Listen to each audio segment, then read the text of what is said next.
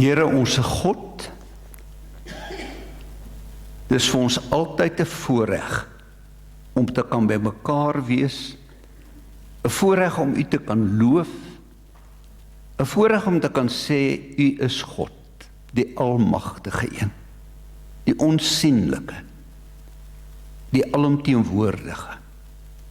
U is God. En Here, dis ook vir ons goed om mekaar te kan sien en te kan weet, ten spyte van wat ons is ons geredde mense. Het U vir ons gered, U het vir ons nuut gemaak, en U het vir ons mense gemaak, wat U wil hê, wat U moet dien. Ons wil vanmôre kom bely dat ons maar partykeer sukkel daarmee. En partykeer U nie so goed dien soos wat ons behoort nie. Daarom vra ons vanmôre, gee vir ons meer heiligheid, en laat ons werklik naby aan U lewe. Here, ons bid vanmôre vir hierdie gemeente. U ken elkeen by die naam. U ken elkeen se behoeftes. Ons bid dat U sal seën en sal gee wat nodig is. Ons bid vir die bejaardes.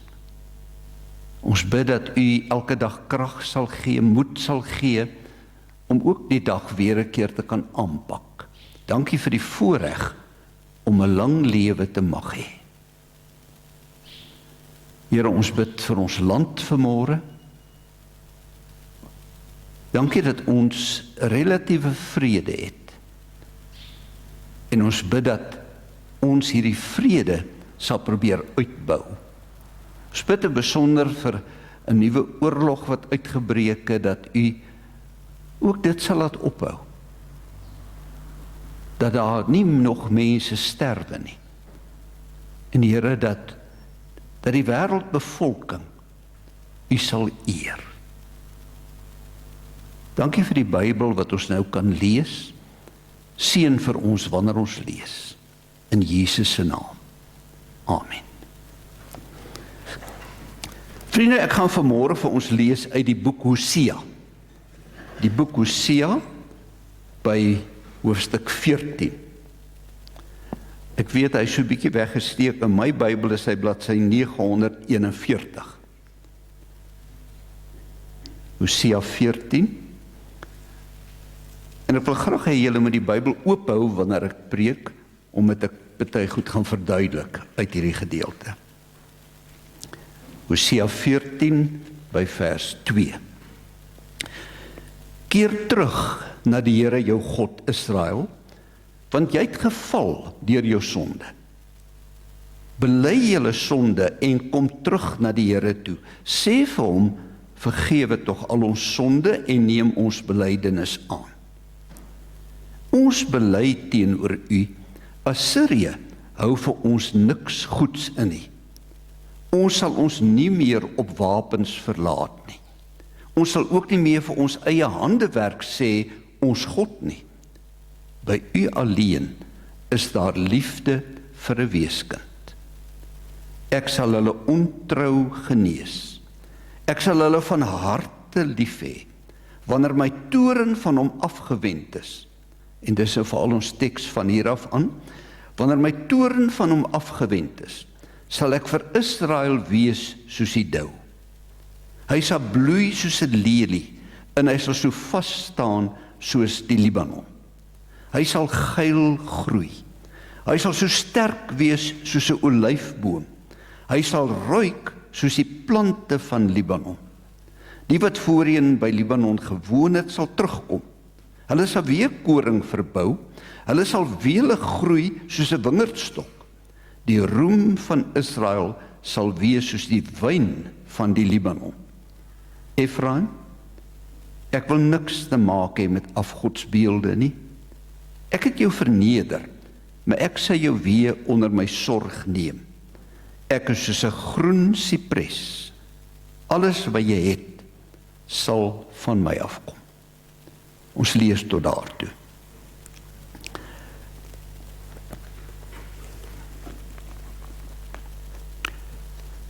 Vriende, die boek Hosea, dit is nou een van die 12 klein profete, waarskynlik die grootste een van die klein profete. En dis 'n baie vreemde boek. Die Here is baie kwaad vir Israel oor al die sonde wat hulle doen, elke dag. En nou sê die Here vir Hosea 'n vreemde ding. Hy sê, gaan trou met 'n sleg vrou. Gaan trou met 'n vrou wat 'n prostituut is en wat reeds kinders het. Gaan maak haar jou vrou. Daarmee wil hy illustreer dat dit is wat Israel doen. Hulle is soos 'n sleg vrou. Hulle is soos iemand wat ontrou is teenoor die een wat hulle God is. En dan is die hele boek Hosea waar die Here sê hoe kwaad hy eintlik vir hulle is oor al hierdie sonde. En dan kom hy by hierdie heel laaste hoofstuk, by hoofstuk 14, en dan skielik draai dit net so om. Skielik dan kom sê hy, ek gaan vir Israel seën. En dan sê hy vir hulle hierdie woorde, ek sal vir Israel wees soos die dou. Nou moet ek vir julle iets eers verduidelik. Onthou nou, vir ons is dit nie so maklik om te verstaan nie, want ons het nie baie swaar dou hier by ons nie. As jy kom in Israel, die hele gebied eintlik daar by die Middellandse See, dan is dit anders. Daardie gebied het 'n winterreënval.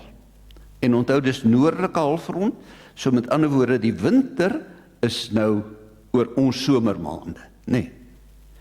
En as jy dan daar kom, dan sal 'n Israel gids vir jou sê, ek was baie keer daar, dan sal die Israel gids vir jou sê, hiervan by die einde Mei af, tot so by die einde Oktober, hoef jy nooit 'n sambreel te vat nie, en hoef jy nooit ooit 'n reënjas ergens heen saam te vat nie.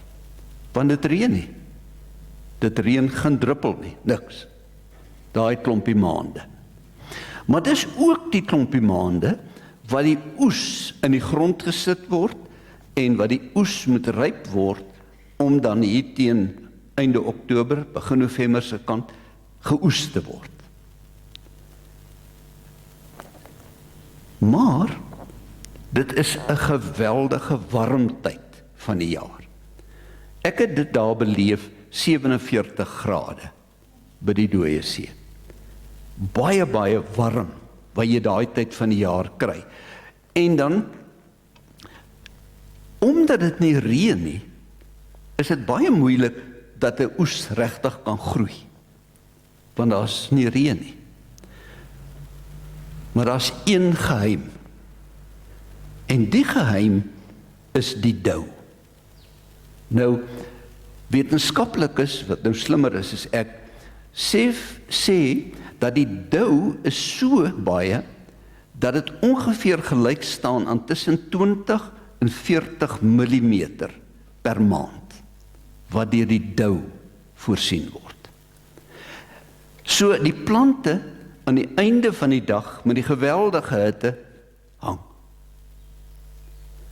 Maar môreoggend is hulle weer aan die gang, as gevolg van die sterkte van die dou wat daar plaasvind. So as die Here kom sê, ek sal vir julle wees soos die dou, dan is dit geweldige seën. Nou is dit baie interessant dat ons oor baie tekste lees en nie mooi regtig verstaan wat by die tekste staan nie. Ek gaan vir julle net, daar is nou die foto's van die dou, maar ek gaan vir julle net so 'n paar Bybeltekste wys om te sê hoe dat ons dit mislees, hoe sterk die dou is. Kyk wat gebeur in 1 Konings 17. Elia, die Tisbiet, was 'n bywoner. Hy het vir Agab gesê, so seker as die Here leef, die God van Israel in wie se diens ek staan, daar sal die volgende paar jaar geen dou of reën val nie, behalwe as ek so sê. Wat kom eers? Dou. Daar gaan nie dou wees nie.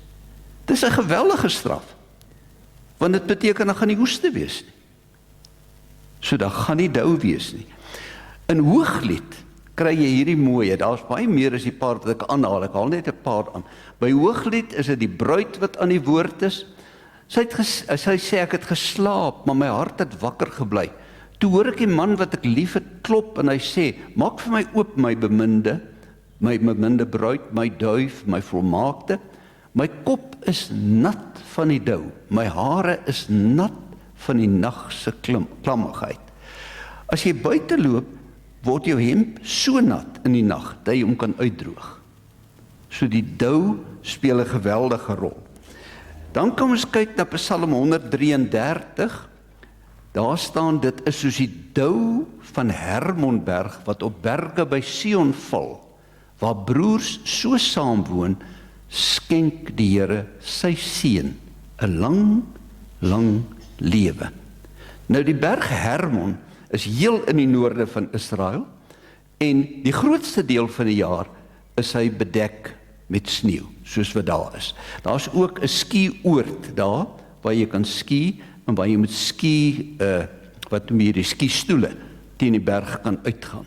Sekere deel van die jaar kan jy daar ski. Nou het hierdie ouens geglo, dit is wat die dou gee tot by Jerusalem, dat daar genoeg dou is.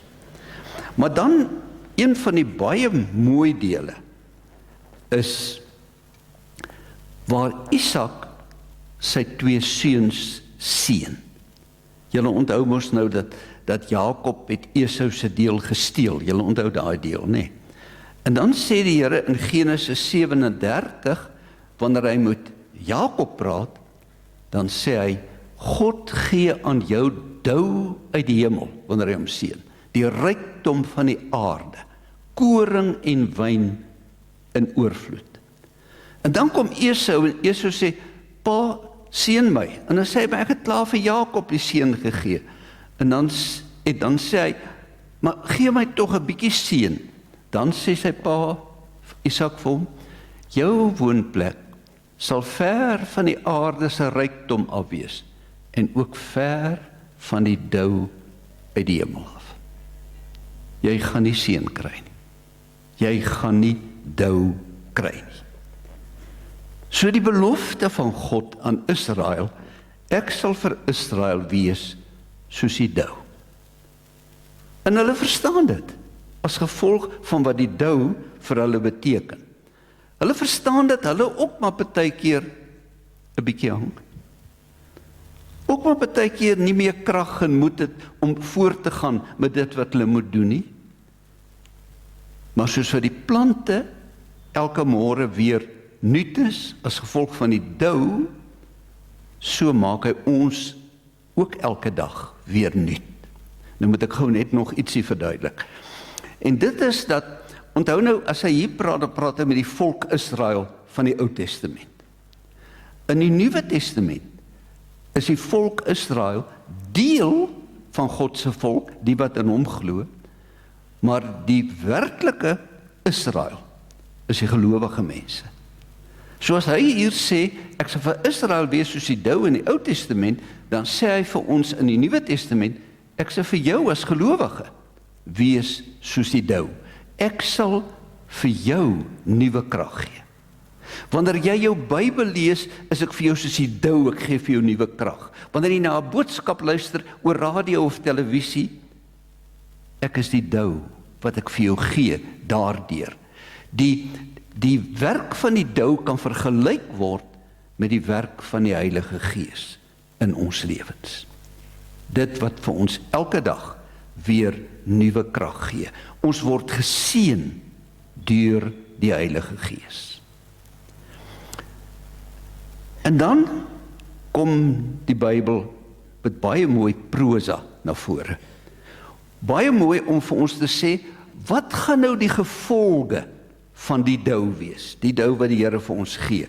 En nou moet jy saam met my in die Bybel kyk. Hy sê, ek sal vir Israel wees soos die dou, hy sal bloei soos 'n lelie. Dit is die eerste gevolg wat kom, hy sal bloei soos 'n lelie. Nou, die lelie in die Bybel is vir ons altyd die simbool van 'n baie subtiele skoonheid. 'n skoonheid wat van binne afkom. Wat sê Jesus? Kom ons kyk net daar vir ons 'n foto van die lelie. Kom ons hoor wat sê Jesus oor die lelie, dat ons net daai woorde sien. Jesus sê, wat bekommer julle oor klere? Let op hoe groei die veldlelies. Hulle soeg nie, hulle maak nie klere nie. Maar ek sê vir julle, selfs Salomo in al sy pragt was nie gekleed soos een van hulle nie. Julle gaan 'n innerlike skoonheid van binne af hê. 'n Skoonheid wat uit die hart uitkom. 'n Skoonheid wat uit die heiligheid van die Gees uitkom in ons lewe. En dit is 'n skoonheid wat elke dag nuut is. Elke dag weer 'n keer daar is. Ons het een van die liedere van Vlam in die begin gesing, wat praat van elke môre 'n nuutheid. Elke môre 'n nuutheid. Ons ken sulke Christene.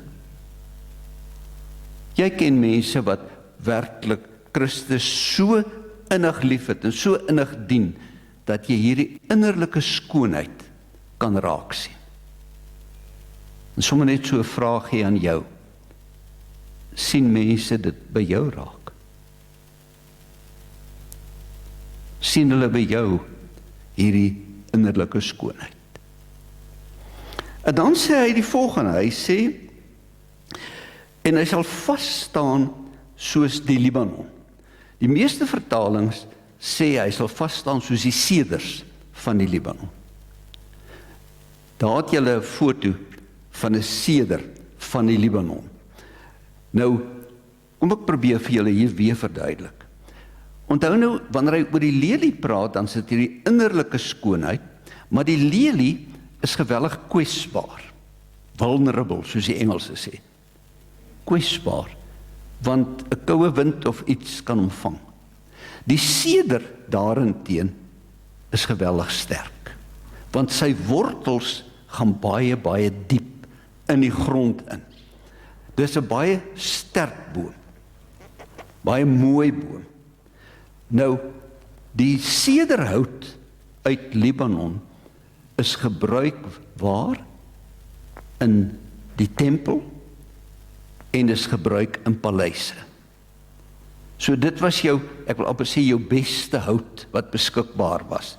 En nou is dit baie interessant, die tempel van Salomo se hout het ook van Libanon af gekom, en dit was sederhout wat gebruik is. Hoe dit van Libanon af gekom tot by Jerusalem? Onthou, hulle lê albei teen die Middellandse See, né? En nou kan julle kan dit gaan lees in 1 Konings 5 vers 8 tot 10. Daar staan dit. Wat daar gebeur het, is hulle die hout gevat, dit in vlotte aan mekaar gebind. En dan het die seestrome die vlotte afgevat tot by die Bybel praat van Joppe, die nuwe naam is Jaffa, selfe plek. En daai ou hawe van Joppe is nog steeds daar, waar die hout dan gekom het in die vlotte tot daar, en dan, interessant genoeg, van daar af is die hout gedra, die 70 kilometer, van daar af na Jerusalem toe. Gedra. So die sederhout is werklik die hout wat geweldig gebruik is, wat die gesogte hout van daai dae was. Wat beteken dit vir ons? Hierdie innerlike skoonheid van die lelie moet gedra word deur die innerlike sterkte van die sederhout, van die seders van Libanon. Want die innerlike is nie so sterk net as 'n lelie nie, maar as hy die innerlike sterkte van die seder by het, dan is hy baie sterk. Dan het jy die sterkte om elke krisis te kan dra. Dan het jy die sterkte om die lewe in die gesig te kyk. En dit kry ons deur die Heilige Gees. En daar word ook gesê, mense sal sit in sy skaduwee.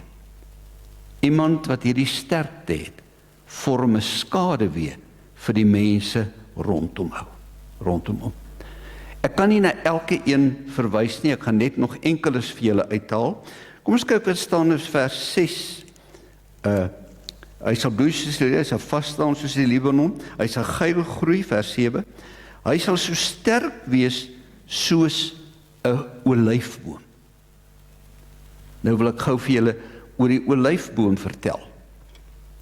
Olyfboom groei so min of meer 6 meter hoog. Hulle word gewoonlik so gesny dat hulle nie hoër word nie, is moeiliker om te pluk ensovoorts. En hy word vir vreeslik baie goed, word hy gebruik. Die eerste wat ons van hom weet, is hy word baie, baie oud. Geef ons die volgende skyfie, ek wil net gerig daar wys. Dankie. Die volgende olyf, daar so klop olyfbome, gaan hy terug nog? Dis nie, kom ons vat maar daai ene. Ek het nog so skyfie by gehad. Dit gaan oor die olyfbome in die tuin van Getsemane. Daar waar Jesus die nag verraai is, nê, waar hy gebid het in Getsemane. Daar staan olyfbome. En die mense sê dat die wortels van daai olyfbome is nog steeds die olyfbome wat jy vandag daar kan sien, wat uit daai wortels uitgroei. Meer as 2000 jaar oud, uit daardie wortels. En die olyfboom, ek moet ook dit by sê, Getsemane beteken olyfpers. Dit is wat die woordjie Getsemane beteken, olyfpers. So hy word baie oud, hy is altyd groen, altyd blare, die olyfboom, verloor nie sy blare nie. Hy is geweldig vrugbaar. Een olyfboom dra tot 50 kilogram olywe. Een olyfboom.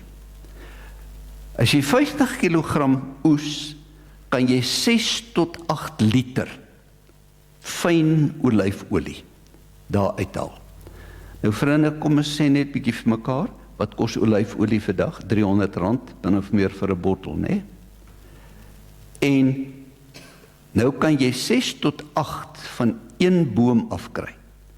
En jy kon daardie tyd tot 300 olyfbome op 'n hektaar plant. Vandag sit die ouens tot 1200 bome op 'n hektaar. Hulle dit weet ek nie, ek sê vir julle wat ek lees. So kom ons werk op 300 bome. En elke een gee vir jou, argumentsonthaalwe, 6 liter. Maak jou eie somme van hoeveel geld een olyfboom vir jou kan inbring. So die olyfboom is ryk. En waarvoor hy so baie gebruike gehad?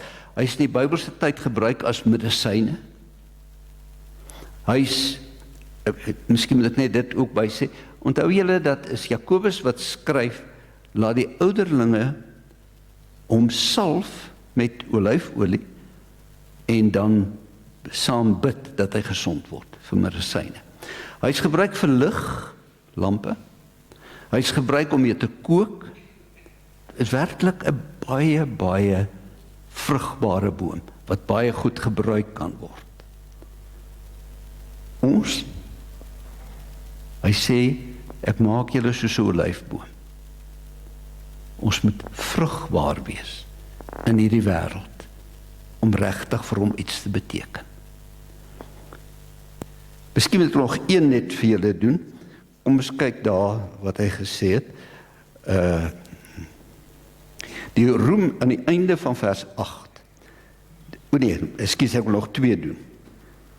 Die een wees, hy sal ruik soos die plante van Libanon.